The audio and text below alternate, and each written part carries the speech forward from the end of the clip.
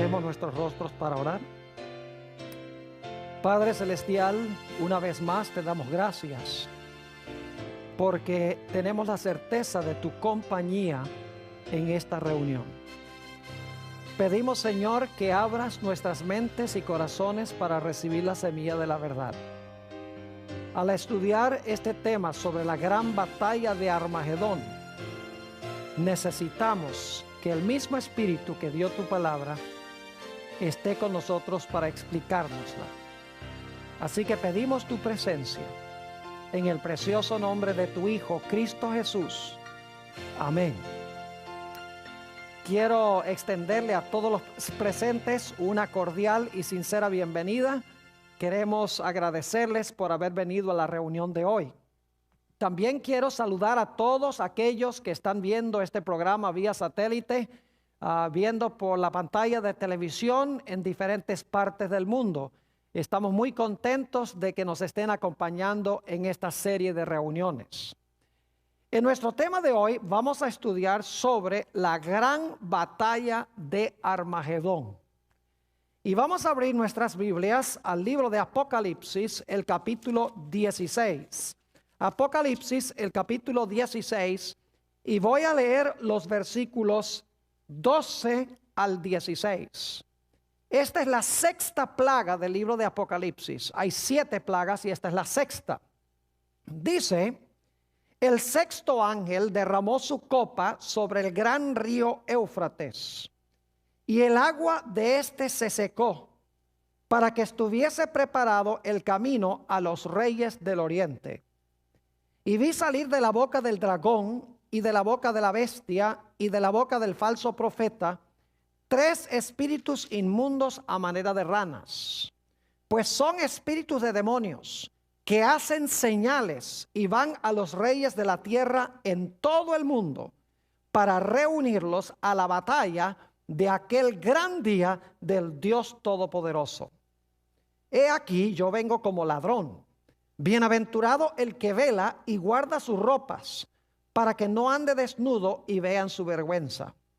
Y los reunió en el lugar que en hebreo se llama Armagedón. Ahora, no hay pasaje profético que haya despertado más interés que este tema sobre la batalla de Armagedón. Yo he leído muchísimos libros que se han escrito sobre las plagas de Apocalipsis. Y he descubierto que la mayoría de estos libros tratan asuntos como quién es el dragón, quién es la bestia, quién es el falso profeta, quiénes son los reyes de la tierra y de todo el mundo, quiénes son los reyes que vienen del oriente, qué son los 3 espíritus inmundos a manera de ranas. Es decir, los comentarios tienen mucho que decir en cuanto a todos estos aspectos. Pero lo interesante es que en la vasta mayoría de esos comentarios hay un versículo de este pasaje que leímos donde casi nada se dice de él. Y creo que es el versículo más importante en este pasaje sobre Armagedón, porque nos demuestra que va a haber 2 grupos de personas en la batalla de Armagedón. ¿Y qué es lo que determina que usted va a estar en un grupo o que vaya a estar en el otro grupo? ¿A qué me refiero? ¿Cuál versículo? Apocalipsis 16 y el versículo 15. Como que se pierde este versículo en los comentarios y en los artículos que han sido escritos sobre la batalla de Armagedón. Dice allí: he aquí, está hablando Jesús, he aquí yo vengo como ladrón. Bienaventurado el que vela y guarda sus ropas, para que no ande desnudo y vean su vergüenza. Interesante versículo. ¿Saben lo extraordinario de este versículo? Es que es el único lugar en Apocalipsis donde Jesús habla entre el capítulo 3 y el capítulo 21. Es el único lugar directo a donde habla Jesús entre el capítulo 3 y el capítulo 21.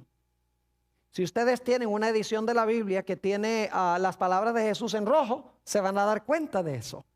Es interesantísimo entonces notar que este es el único versículo entre el capítulo 3 y el capítulo 21 donde habla Jesús. Quiere decir que es algo de suprema importancia. Notemos los elementos claves. Habla de ropas, habla de desnudez y habla de vergüenza.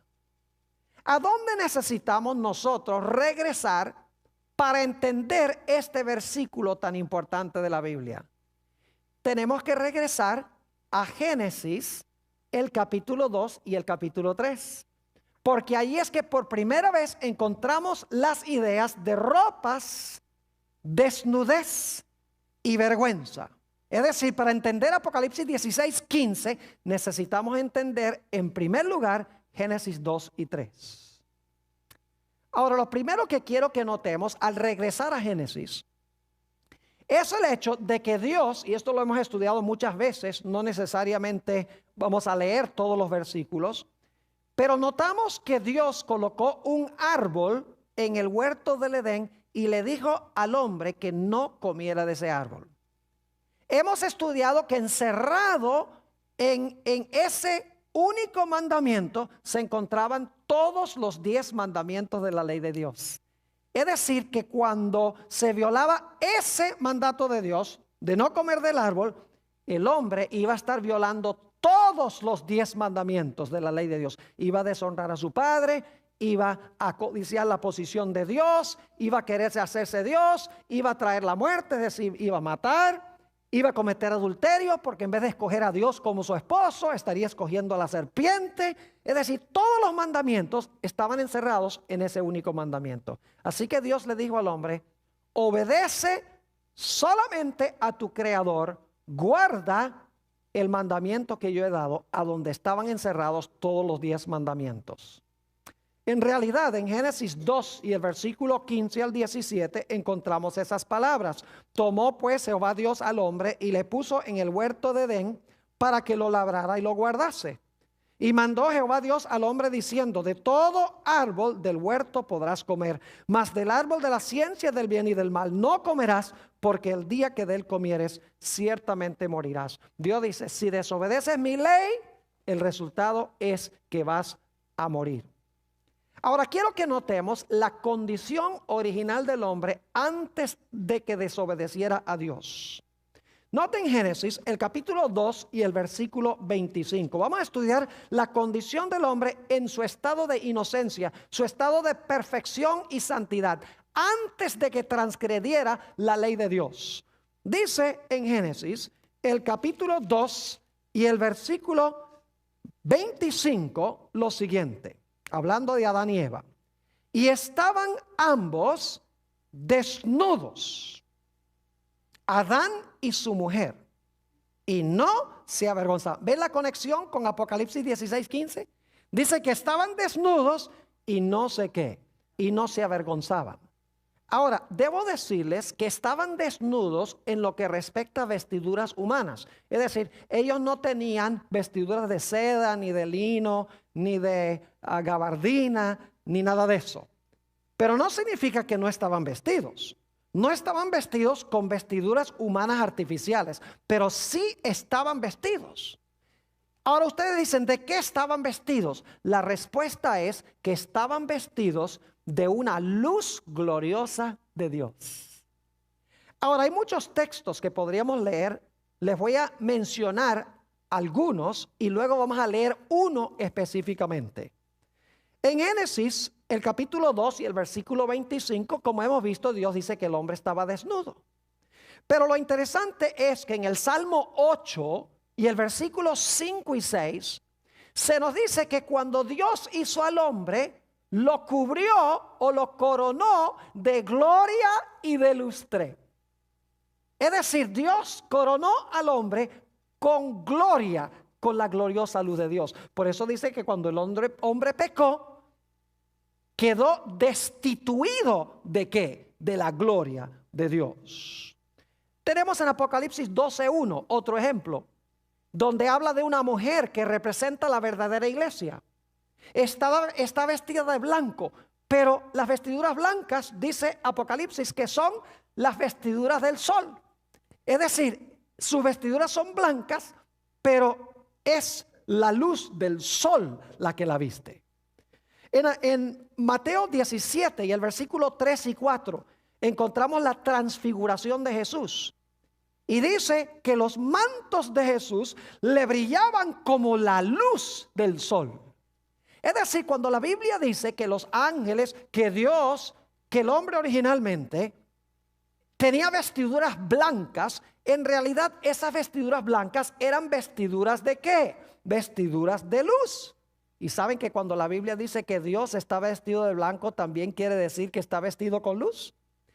Este texto yo lo quiero leer, el Salmo 104 y los versículos 1 y 2.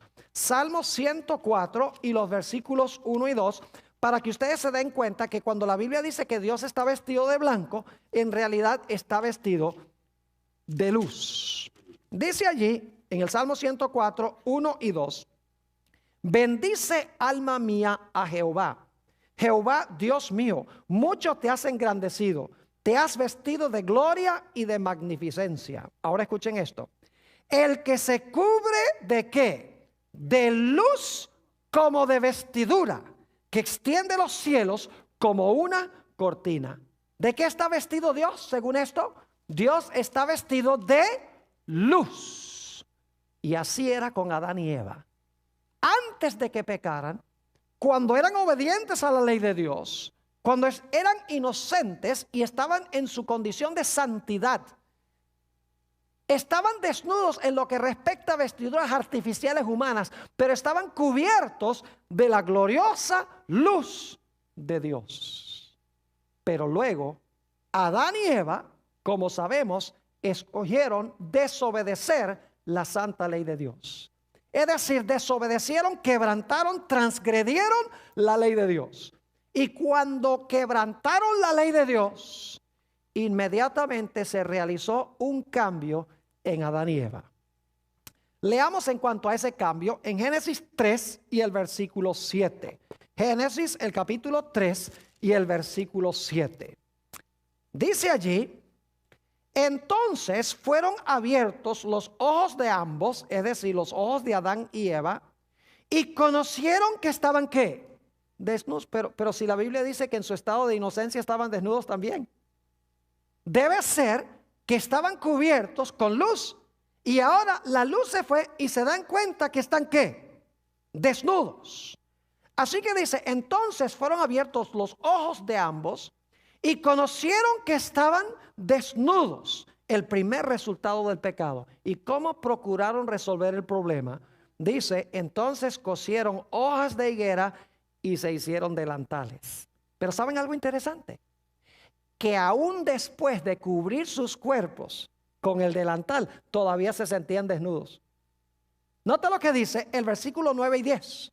Aunque se habían cubierto con vestiduras artificiales, todavía se consideraban que estaban desnudos. Dice en el versículo 9, mas Jehová Dios llamó al hombre y le dijo, ¿dónde estás tú? Y él respondió, oí tu voz en el huerto y tuve miedo porque estaba ¿qué? Desnudo y me escondí. Estaba escondido, pero ya estaba cubierto con las hojas de higuera, ya no estaba desnudo. Pero dice, yo me siento ¿qué? Desnudo, porque aunque tenía las hojas de higuera artificiales, ¿qué era lo que no tenía? No tenía la cobertura gloriosa de luz de Dios. Es decir, el primer resultado del pecado fue desnudez. Y cuando Adán y Eva procuraron cubrir la vergüenza de su desnudez con hojas de higuera, de nada sirvió porque todavía estaban desnudos, porque no tenían la luz gloriosa de Dios.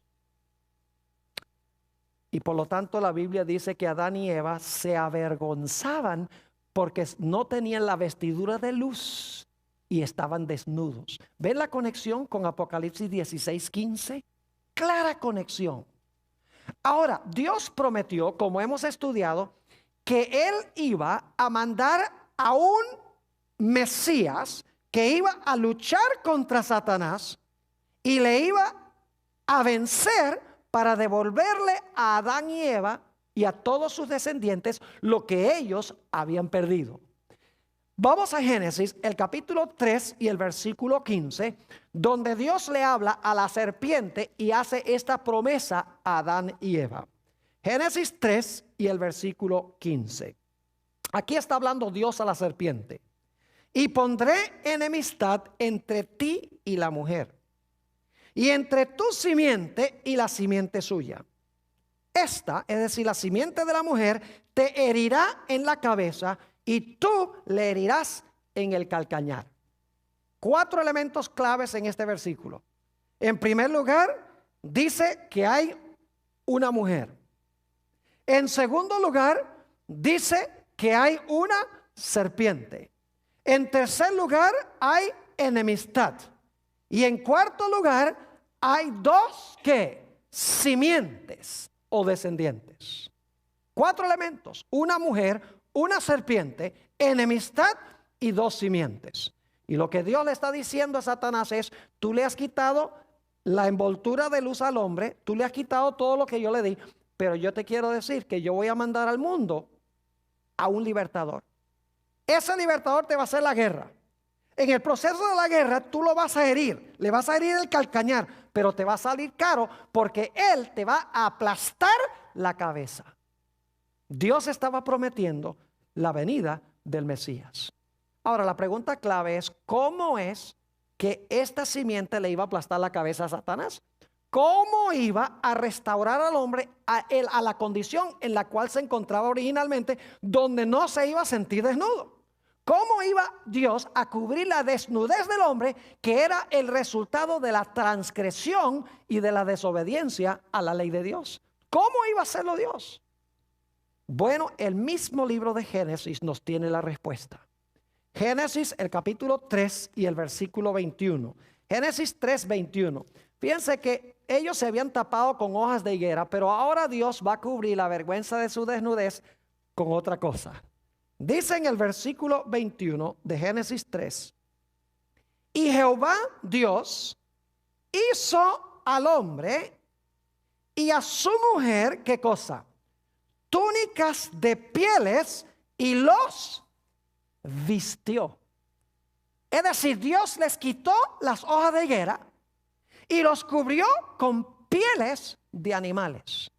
Ahora yo pregunto, ¿qué tenía que suceder para conseguir la piel del animal? El animal tenía que ser sacrificado. Y fíjese que dice pieles, plural, porque eran 2 pecadores. 2 corderos probablemente fueron sacrificados. Y fíjense 2 características del cordero.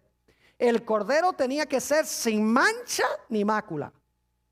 Y luego ese cordero sin mancha y sin mácula tenía que ser sacrificado por el pecado en lugar del pecador. Eso representaba el hecho de que el Mesías que iba a venir iba a ser un cordero perfecto, porque iba a vivir una vida perfecta. Y luego Jesús, el Cordero de Dios, iba a morir pagando la deuda que tenemos nosotros. Es decir, Jesús iba a vivir la vida perfecta que exige la ley y que yo no le puedo dar a la ley. Y Jesús iba a sufrir la muerte que exige la ley contra el pecador, para que yo no tenga que sufrir esa muerte. Y el resultado es que Jesús, por su vida perfecta y por su muerte perfecta por el pecado, iba a cubrir la vergüenza de nuestra desnudez. Dios estaba mostrando cómo lo iba a hacer. Le digo a Satanás: te voy a aplastar la cabeza. ¿Y sabes cómo lo voy a hacer? Mandando una simiente. ¿Y sabes qué va a hacer esa simiente? Va a vivir una vida perfecta, que la ley le exige al hombre, la va a vivir en lugar del hombre. Y la muerte que el hombre debe sufrir, él la va a sufrir en lugar del hombre. Y de esa manera el hombre, la desnudez del hombre nuevamente va a hacer que la desnudez del hombre va a ser nuevamente cubierta. Qué linda promesa esta, ¿verdad que sí?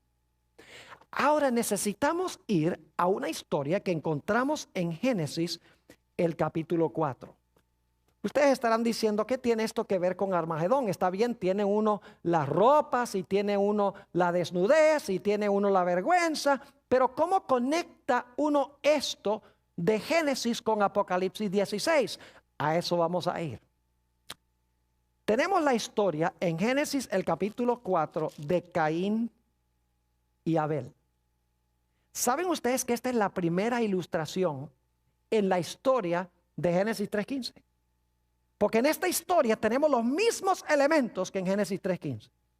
Tenemos una mujer que es Eva. Tenemos enemistad entre dos hermanos. Tenemos una serpiente, porque en 1 de Juan 3:12 dice, no como Caín, que era del maligno. Es decir, Caín estaba obrando en nombre del maligno. Y tenemos en esta historia dos simientes que están enemistados. Es decir, los mismos 4 elementos de Génesis 3 y el versículo 15. Y en realidad tenemos aquí la primera batalla de Armagedón de la historia. Vayan conmigo a Génesis, el capítulo 4, y vamos a analizar esta historia punto por punto. Génesis 4 y el versículo 1 y también el versículo 2. Yo quiero preguntarles, ¿ustedes creen que Caín y Abel sabían que era necesario sacrificar animales? ¿Que eso representaba la venida del Mesías? ¿Creen ustedes que ellos lo sabían? ¿Que Dios les había dicho? Vamos a encontrar que así era, porque ellos habían indudablemente oído la historia de Adán, de que se habían sacrificado 2 animales y Dios había tomado las pieles y les había hecho ropas. Y que Dios les había explicado que eso significaba que el Mesías iba a venir a morir por los pecados de ellos. Ahora noten lo que dice Génesis 4:1. Conoció Adán a su mujer Eva, la cual concibió y dio a luz a Caín. Y dijo, por voluntad de Jehová he adquirido varón. Nace Caín, el mayor de los 2. Indudablemente Adán y Eva pensaban que había la posibilidad de que este fuera el Mesías prometido, nacido de la mujer. Pero no fue el único hijo. Noten el versículo 2. Después dio a luz a su hermano Abel. Y Abel fue pastor de ovejas y Caín fue labrador ¿de qué? Fue labrador de la tierra. Pronto se empieza a ver que estos 2 jóvenes, aunque nacieron de la misma madre, en realidad son 2 simientes distintas. En realidad Abel es la simiente de la mujer por su carácter. Mientras que Caín refleja el carácter de ¿quién? De la serpiente. Porque en 1 de Juan 3:12 dice que Caín era del maligno. Es decir, estos 2 jóvenes empiezan a manifestar 2 diferentes caracteres. Lo que indica que cuál simiente somos no depende de dónde nacemos, sino que depende qué clase de carácter tenemos. No es dónde nacemos, ni de quién nacemos, ni cómo nacemos, sino qué escogemos hacer con nuestra vida, lo que determina de quién somos simiente. Entonces nacen estos 2 muchachos. Y dice que uno cuidaba ovejas, que era Abel, y el otro era labrador de la tierra. Volvamos a Génesis 4 y vamos a mirar el versículo 3. Y aconteció andando el tiempo, ahora escuchen esto, que Caín trajo del fruto de la tierra una ofrenda ¿a quién? Una ofrenda a Jehová. Yo pregunto, ¿es eso lo que Dios había pedido? ¿Qué había pedido Dios? Dios había pedido que se trajese un ¿qué? Un animal. Que se sacrificase el animal. ¿Estaba Caín desobedeciendo a Jehová? Claro que sí. ¿Estaba adorando a Jehová como él quería en vez de adorar a Jehová como Dios había mandado? Claro que sí. Él dice, Dios dice que yo traiga un cordero, pues yo lo que voy a traer, yo soy agricultor, yo voy a traer es los frutos de la tierra. Es decir, desobedece a Dios y viene a adorar a Jehová como él quiso, no como Dios mandó. empezamos a distinguir qué clase de carácter tenía Caín. Era desobediente a los mandatos de Dios y adoraba a Dios como él quería, no como Dios había mandado. Y alguno dice, pastor, ¿usted cree que Caín sabía que él tenía que traer un animal y desobedeció a Jehová de todas maneras? Claro que sí. Déjeme compartirles las razones. Y no vamos a leer los versículos todos, porque no hay el tiempo, pero se los voy a mencionar. En Génesis 3:21 se nos dice que se habían sacrificado 2 animales para cubrir la vergüenza de la desnudez de Adán y Eva. No cabe duda alguna de que Caín y Abel habían escuchado la historia de cómo Dios había cubierto la desnudez de Adán y Eva. Además de eso, en Santiago 4 y el versículo 17, escuchen bien, dice, el pecado está en el que sabe hacer lo bueno y no lo hace. Santiago 4:17, el pecado está en el que sabe hacer lo bueno y no lo hace. Ahora yo pregunto, ¿Caín pecó? Note lo que dice en Génesis 4 y el versículo 7. Génesis el capítulo 4 y el versículo 7. Dios le dice a Caín, si bien hicieres, no serás enaltecido. Y si no hicieres bien, el pecado está a la ¿qué? A la puerta. ¿Qué es el pecado? Transgresión de la ley. Pero el pecado también está en el que sabe hacer lo bueno y no lo hace. ¿Está diciéndole Dios aquí a Caín que está en peligro de cometer pecado? Claro que sí. Pero para cometer pecado, él tiene que saber lo que es bueno y no hacerlo. Porque una de las definiciones del pecado es el que sabe hacer lo bueno y ¿qué? Y no lo hace. Ahora, algunos eruditos dicen que Dios no aceptó el sacrificio de Caín porque Caín tenía una mala actitud. No era el sacrificio en sí, sino que era una mala actitud de Caín. Eso no es lo que dice la Biblia. En Hebreos el capítulo 11 y el versículo 4, se nos dice que Abel ofreció más excelente sacrificio que Caín. ¿Están escuchando lo que dije? No era su actitud, era el sacrificio que trajo, que era superior. Hebreos 11 y el versículo 4. Además de eso, ya vimos en Génesis 4:7 que Dios le dice a Caín, si tú haces bien, tú vas a recibir bendición. Pero si tú haces mal, el pecado está a la puerta. Noten que el problema de Caín no era su actitud, sino el actuar mal o el hacer mal. Porque Dios dice, si tú haces mal, el pecado está a la puerta. No tenía que ver con la actitud mala de Caín, sino que tenía que ver con sus acciones. La acción de traer lo que Dios no había mandado y adorar a Dios como él quería. Además de eso, en 1 de Juan 3:12 se nos dice claramente, en 1 de Juan, el capítulo 3 y el versículo 12, se nos dice claramente que las acciones de Caín eran malas. Dice allí, no como Caín, que era del maligno y mató a su hermano. ¿Y por qué causa le mató? Ahora escuchen esto. Porque sus obras eran ¿qué? Malas y las de su hermano justas. ¿Era la actitud de Caín la que era mala? No, eran sus ¿qué? Sus actos los que eran malos. Dios había pedido ¿qué cosa? Dios había pedido el sacrificio de un animal y Caín a sabiendas desobedece lo que Dios ha revelado y viene y adora a Dios, no como Dios ha mandado, sino como él ¿qué? Como él quiso. Ahora quiero que noten un par de detalles muy interesantes en Génesis 4 y el versículo 4. Génesis 4 y el versículo 4. Leamos el 3 para el contexto. Dice, y aconteció andando el tiempo que Caín trajo del fruto de la tierra una ofrenda a Jehová. Y ahora escuchen esto. Y Abel trajo también de los primogénitos de sus ovejas, de lo más gordo de ellas, o como dicen algunas versiones, trajo también su grasa. Ahora, ¿por qué es importante eso? Trajo los primogénitos y ofreció la grasa. ¿Cómo sabía Abel que debía ofrecer los primogénitos y que debía quemar la grasa en el altar si Dios no se lo reveló? ¿Saben ustedes que más adelante en el sistema de sacrificio de Israel, Dios mandó a traer los primogénitos y mandó a quemar la grasa en el altar? Es decir, Abel sabía, Dios había mandado que era lo que había que traer.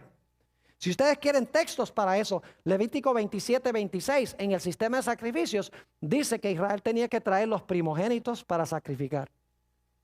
Y en Levítico 4, 26 dice que se tenía que presentar para consumir la grasa delante de Jehová. Y además de eso, en Hebreos, el capítulo 9 y el versículo 22, dice que sin derramamiento de sangre no hay ¿qué? No hay remisión de pecados. 3 problemas entonces que tenía Caín. Número 1, Caín rechazó a Jesús porque rechazó ofrecer el sacrificio.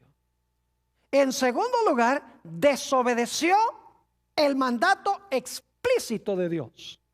Y en tercer lugar, adoró a Dios, pero le adoró no como Dios mandó, sino como él quiso. ¿Están captando algo interesante? Ahora yo quiero preguntarles, tanto Caín como Abel profesaron seguir a Dios. ¿Eran religiosos los dos? Claro que sí. La Biblia dice que eran hermanos. Es decir, esta era una batalla entre hermanos, que es muy importante. Yo pregunto, ¿los dos eran religiosos? ¿Cómo no? ¿Los dos levantaron un altar? Claro que sí. ¿Los dos trajeron una ofrenda?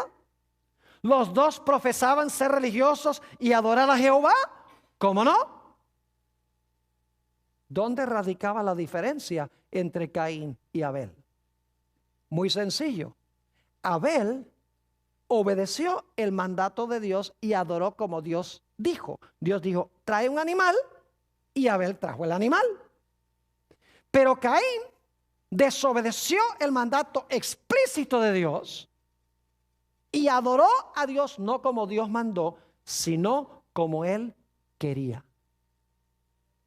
¿Será posible que en los últimos días esas van a ser las características que van a distinguir a los dos grupos en el planeta Tierra? ¿Será que al final de la historia va a haber también 2 grupos de personas religiosas que profesan adorar a Jehová, que son hermanos, pero que un grupo obedece a Dios y adora a Dios como Dios mandó, mientras que el otro grupo desobedece el mandato explícito de Dios y adora a Dios como quiere? Más adelante en el tema vamos a hablar un poco más de eso. Ahora, note lo que dice el capítulo 4 nuevamente y el versículo 4, la última parte. Dice en la última parte del versículo 4, y miró Jehová con agrado a Abel y a su ofrenda. Ahora, ¿cómo fue que Dios demostró que él aceptaba la ofrenda de Abel? El texto no lo dice. Pero si miramos el resto de la Biblia, sabemos cómo fue que Dios mostró. Algunos eruditos, lo que pasa es que no estudian con cuidado la Biblia, dicen que la forma como se supo es porque el humo del sacrificio de Abel se fue para arriba, mientras que el humo del sacrificio de Caín se fue para abajo. Qué interesante especulación. Pero el resto de la Biblia nos dice cómo sucedió. Cuando Dios aceptaba un sacrificio, llovía fuego del cielo para consumir el sacrificio sobre el altar. Les doy las referencias. Levítico 9:24. Cuando se inauguró el tabernáculo en el desierto, se colocaron sacrificios sobre el altar, descendió fuego y consumió los animales que estaban sobre el altar. Segunda de Crónicas 7:1. Cuando Salomón inauguró el templo, puso también sobre el altar sacrificios y llovió fuego del cielo y consumió los sacrificios. En Primera de Crónicas 21:26, David invocó el nombre de Jehová. Habiendo sacrificado el animal, cayó fuego del cielo y consumió el sacrificio. Y ustedes saben que en los días de Elías sacrificó varios animales, los colocó sobre el altar. Primera de Reyes 18, 37 y 38. Y dice que Dios aceptó el sacrificio, lloviendo, ¿qué cosa? Fuego del cielo para consumir el sacrificio. Es decir, Dios sobre el sacrificio del obediente mandó fuego que consumió el sacrificio. Y el sacrificio de Caín, ni una chispa. Y claro, la Biblia nos dice que hubo una reacción de parte del desobediente y el falso adorador. El que profesaba seguir a Jehová, a Jesús, pero el que en realidad lo estaba rechazando por sus acciones. Note lo que dice Génesis 4 y el versículo 5. Génesis 4 y el versículo 5. Dice, pero no miró con agrado a Caín y a la ofrenda suya. Y ahora escuchen. Y se ensañó Caín en gran manera y decayó su semblante. Es decir, puso la cara larga, por usar una expresión que conocemos muy bien. Estaba furioso. Estaba furioso con su hermano y estaba furioso ¿con quién? Estaba furioso con Dios porque no había recibido la bendición de Dios. ¿Será posible que en los últimos días los hijos de Dios van a ser bendecidos, su pan va a ser seguro, su agua va a estar segura, mientras que los que rechazan la verdadera adoración y quebrantan los mandamientos de Dios van a estar padeciendo hambre y sed? ¿Y eso va a ensañar a esa gente contra Dios y contra el remanente final? Obviamente que sí. Así que se enfurece. Y luego Dios trata de razonar con Caín, como trata de razonar con aquellos hoy que adoran a Dios como les conviene, que desobedecen a Dios, revelándoles la verdad y tratando de decirles, mire, si ustedes sencillamente hacen lo que yo digo, no va a haber problemas. Voy a bendecir el sacrificio de ustedes también. Noten Génesis el capítulo 4 y el versículo 6. Entonces Jehová dijo a Caín, ¿por qué te has ensañado? ¿Y por qué ha decaído tu semblante? Si bien hicieres, no serás enaltecido. Y si no hicieres bien, el pecado está a la puerta. Con todo esto, a ti será su deseo y tú te enseñorearás de él. En realidad lo que está diciendo es que el pecado tiene ganas de entrar para enseñorearse de ti. Pero tú debes dominar el pecado haciendo el bien. Pero Dios, al razonar con Caín, no pudo persuadirlo ni convencerlo. Caín no estaba arrepentido. Se volvió altanero contra Dios. Y dice que Caín hizo algo terrible. Se desquitó con Dios matando a su hermano. Noten Génesis el capítulo 4 y el versículo 8. Y dijo Caín a su hermano Abel, salgamos al campo. Es decir, Caín y Abel ahora hablan. Me imagino que Abel le habrá dicho a su hermano, mira, si tú ofreces el sacrificio que Dios mandó, Dios te va a bendecir a ti también. Si tú adoras a Dios como Dios ha mandado, todo te va a ir bien.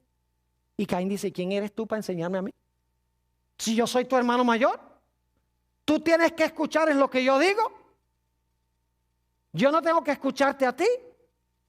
Y dice ahí en Génesis el capítulo 4 y el versículo 8 que algo terrible sucedió. Y dijo Caín a su hermano Abel, salgamos al campo. Y aconteció que estando ellos en el campo, Caín se levantó contra su hermano Abel. ¿Y qué hizo? Y le mató. Un hermano matando al otro hermano. El obediente que adoraba a Dios como Dios mandó, siendo muerto por el desobediente que adoró a Dios como él quiso. Están viendo que el punto de contención aquí es ¿qué cosa? Es adoración. Es la obediencia o desobediencia a los mandamientos de Dios. Nada tiene que ver con el petróleo del Medio Oriente. Nada tiene que ver con árabes contra judíos. Yo pregunto, ¿hay árabes buenos y malos? ¿Y hay judíos malos y buenos también? Entonces, si usted dice que la guerra final es entre árabes y judíos, usted está diciendo que es una guerra de buenos y malos contra buenos y malos. La Biblia indica que la primera batalla fue una batalla entre dos diferentes caracteres. Uno obediente que adoró como Dios mandó y el otro desobediente que adoró como él quiso, no como Dios mandó. ¿Están entendiendo lo que estoy diciendo?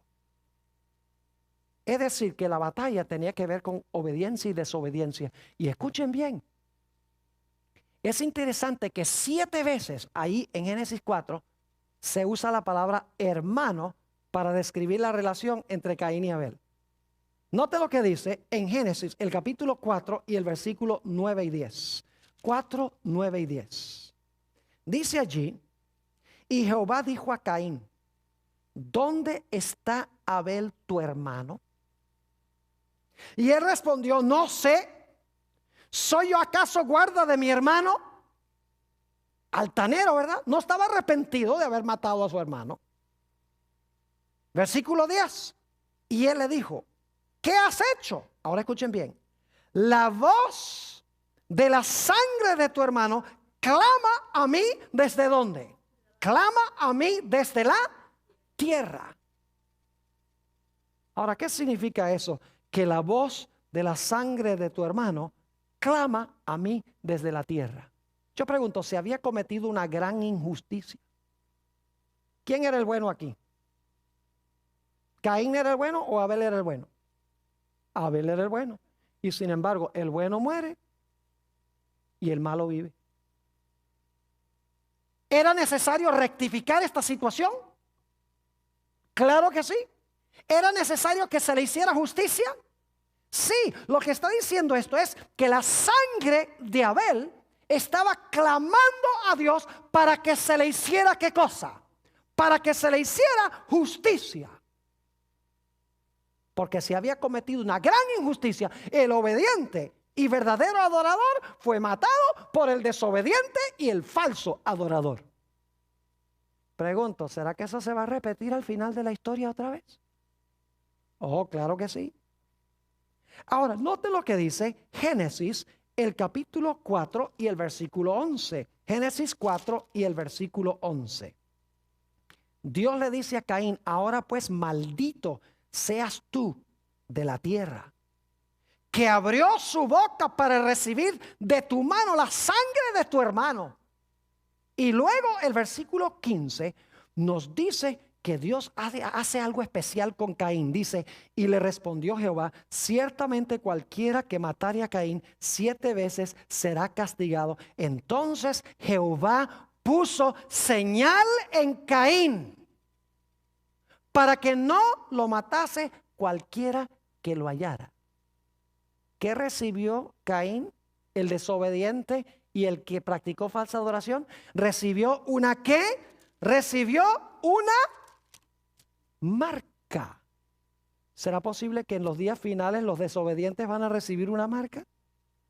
Oh, ustedes saben que sí, en el libro de Apocalipsis se encuentra. Ahora escuchen bien. Vamos a hacer la aplicación de esta historia. Esta historia es la primera batalla de Armagedón. La única diferencia entre el principio y el fin es que al principio la batalla era entre 2 individuos. Mientras que al final de la historia va a ser entre 2 grupos de alcance mundial. Un grupo tendrá el carácter de Abel y el otro grupo tendrá el carácter de ¿quién? De Caín. Un grupo adorará a Dios como Dios mandó. Un grupo adorará a Dios como Dios ha mandado. El otro grupo va a desobedecer los mandatos explícitos de Dios y va a adorar a Dios no como Dios mandó, sino como ellos quieren. Esos son los 2 grupos. Es decir, el grupo obediente son los que están cubiertos con el manto, mientras que los que están desnudos son aquellos que son desobedientes a Dios y adoran a Dios como a ellos les conviene. ¿Saben ustedes que en el libro de Apocalipsis hay interesantes contrastes? Por ejemplo, en Apocalipsis tenemos 2 trinidades. Yo no sé si ustedes sabían eso. Hay 2 trinidades. Está el Padre, el Hijo y el Espíritu Santo en el capítulo 1, y luego está el dragón, la bestia y el falso profeta. Es decir, en Apocalipsis hay 2 trinidades que representan los 2 lados. En Apocalipsis también hay 3 ángeles en cada lado. Porque en el lado de Satanás dice que sale de la boca del dragón y la bestia y el falso profeta 3 espíritus inmundos a manera de ranas. Y los espíritus inmundos son ángeles caídos. Pero Dios también tiene 3 ángeles. Se vieron 3 ángeles volar por en medio del cielo, según Apocalipsis el capítulo 14. El propósito de los mensajes de los 3 ángeles de Dios es reunir a toda la raza humana en el lado de Dios. El propósito de los 3 espíritus a manera de ranas, según Apocalipsis 16, 14, es reunir a toda la tierra en rebelión contra Dios. Es interesante notar también que en Apocalipsis hay 2 marcas. Está la marca de la bestia, que distingue a los falsos adoradores y los que desobedecen la ley de Dios. Y está el sello de Dios, que distingue a los obedientes a Dios y a aquellas personas que adoran al Creador del cielo, la tierra, el mar y las fuentes de las aguas. Y en Apocalipsis hay 2 grupos que siguen a 2 diferentes líderes. En Apocalipsis 14:1 dice que los fieles siguen al Cordero por donde quiera que va. Mientras que en Apocalipsis 13:3 dice que los rebeldes marcharon o siguieron en pos de ¿quién? En pos de la bestia. 2 grupos caracterizados por Caín y Abel. Y permítame compartir con ustedes que en Apocalipsis tenemos nosotros esta idea de lavar las vestiduras y blanquearlas en la sangre del Cordero. Volviendo otra vez a la idea de Génesis.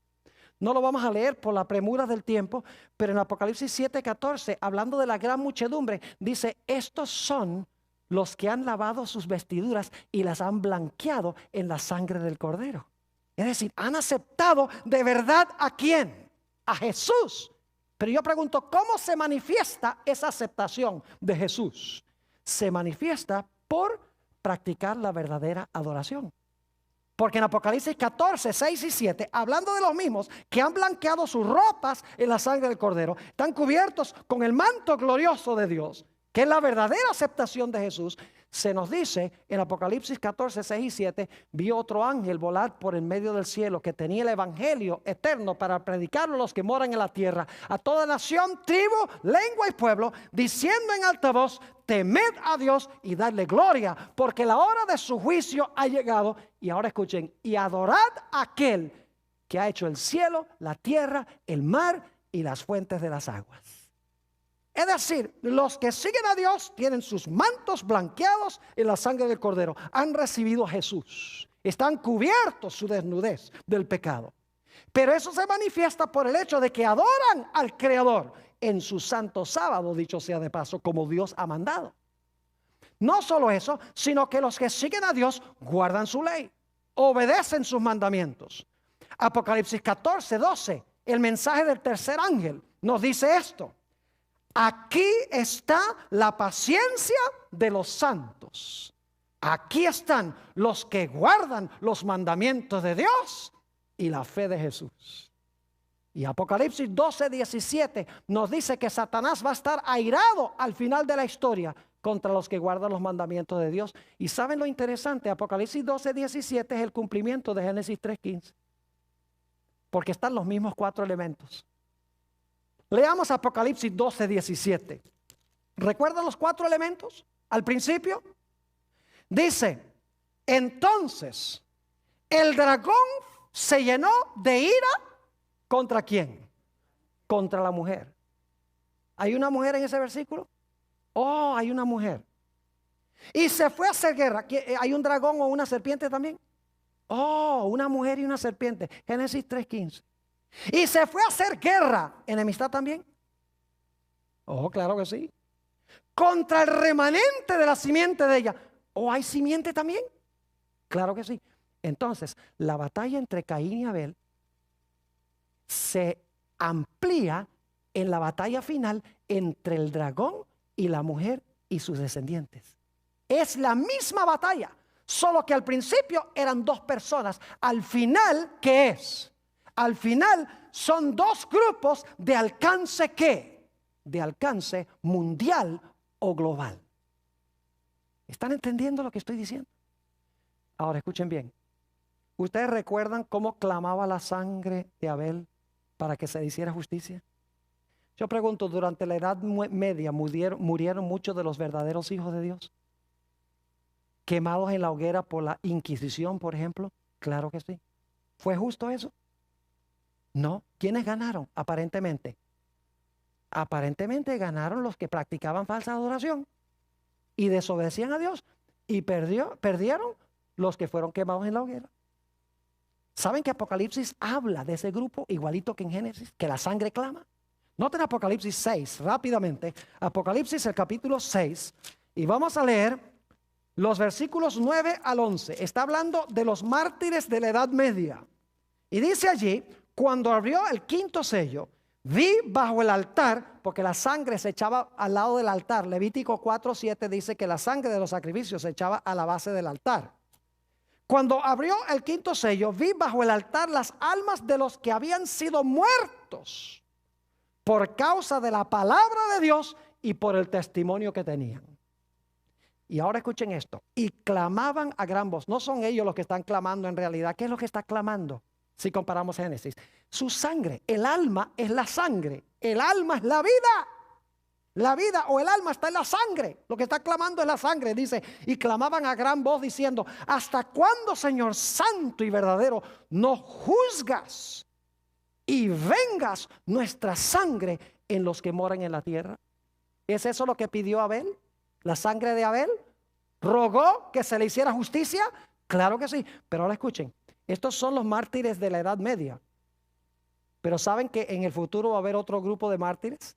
Los que no van a adorar la bestia, ni su imagen, ni van a recibir la marca, van a ser degollados, según dice Apocalipsis el capítulo 20, por ser fieles a Dios. Dice en el versículo 10, y clamaban a gran voz diciendo, ¿hasta cuándo, Señor santo y verdadero, no juzgas y vengas nuestra sangre en los que moran en la tierra? Y ahora escuchen, y les dieron vestiduras blancas. Simbólicamente está diciendo que Dios está diciendo, no se preocupen, que ustedes están seguros, están sanos y salvos. Y se les dijo que descansasen todavía un poco de tiempo, es decir, tienen que todavía dormir un rato. Y dormir significa que estar ¿qué? Estar muerto. Dicho sea de paso, si están durmiendo no pueden estar clamando. No son ellos los que están clamando. ¿Está clamando qué cosa? La sangre. Y se les dieron vestiduras blancas y se les dijo que descansasen todavía un poco de tiempo hasta que ahora escuchen, hasta que se completara el número de sus consiervos y sus hermanos que también habían de ser muertos como ellos. Es decir, ese grupo de mártires se dice, descansen, ustedes están seguros, tienen sus vestiduras blancas, dice, pero en el futuro va a haber otro grupo. Cuando se complete el grupo de los mártires, entonces voy a vengar la sangre de todos ustedes a la misma vez. Y la Biblia enseña que se va a hacer resucitándolos ¿de qué? Resucitándolos de los muertos. Quiero preguntarles, ¿será que los rebeldes al final de la historia también van a recibir una marca? Claro, todo esto es coincidencia, ¿verdad? Ustedes saben que no es coincidencia. Génesis es la mejor forma de explicar la batalla de Armagedón. ¿Sobre qué se está peleando? Ahora escuchen. El libro de Apocalipsis dice que sobre los rebeldes que adoran a la bestia y no a Dios, pero aunque profesan adorar a Dios. Los que quebrantan los mandamientos de Dios, en vez de guardar los mandamientos de Dios, van a recibir ¿qué cosa? Van a recibir la marca de la bestia. Y algunos dicen, ay, pero pastor, la marca que se le dio a Caín era una marca de protección, que no lo podían matar. En cambio, la marca de la bestia no es una marca de protección, sí lo es. Porque dice en la Biblia que cualquiera que tiene la marca de la bestia, no lo van a matar. Los que no reciben la marca de la bestia, puede ser que los vayan a matar. Pero ¿saben lo que es interesante? No importa que lo maten a uno en esta vida. No interesa. Porque en realidad Dios dice, yo te voy a resucitar de los muertos por haber sido fiel. Así que cuidado con recibir la marca de la bestia, que es lo mismo que la marca de Caín. ¿Me están entendiendo lo que estoy diciendo? Ahora, escuchen bien. Tenemos ya que llegar a la conclusión de lo que estamos hablando. ¿Será que al final de la historia la gran batalla va a ser entre dos grupos que profesan adorar a Dios? La Biblia enseña eso. Escuchen bien. ¿Saben ustedes que a través de la historia los peores enemigos del pueblo de Dios son otros que se dicen pueblo de Dios? Por ejemplo, Caín profesaba servir a Dios y mató a su propio hermano. Yo pregunto, ¿quiénes eran los peores enemigos de los profetas en el Antiguo Testamento? Oh, los filisteos y los babilonios. No, señor, ¿quiénes? Oh, el mismo pueblo a quienes eran enviados, que estaban en apostasía. ¿Quién acabó con la vida de Jesús? Oh, los romanos odiaban a Jesús. Los romanos no odiaban a Jesús. ¿Quién odiaba a Jesús? El mismo pueblo que vino a salvar. Yo pregunto, ¿quién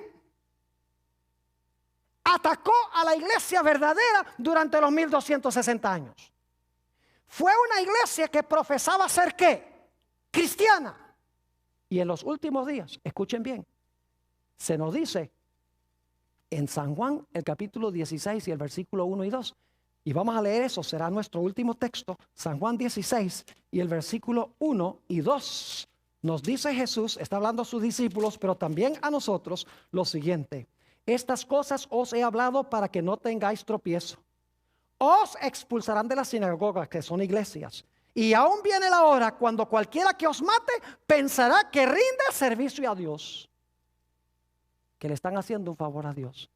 Mis hermanos y mis hermanas, apreciadas visitas, asegurémonos de estar en el lado de Dios.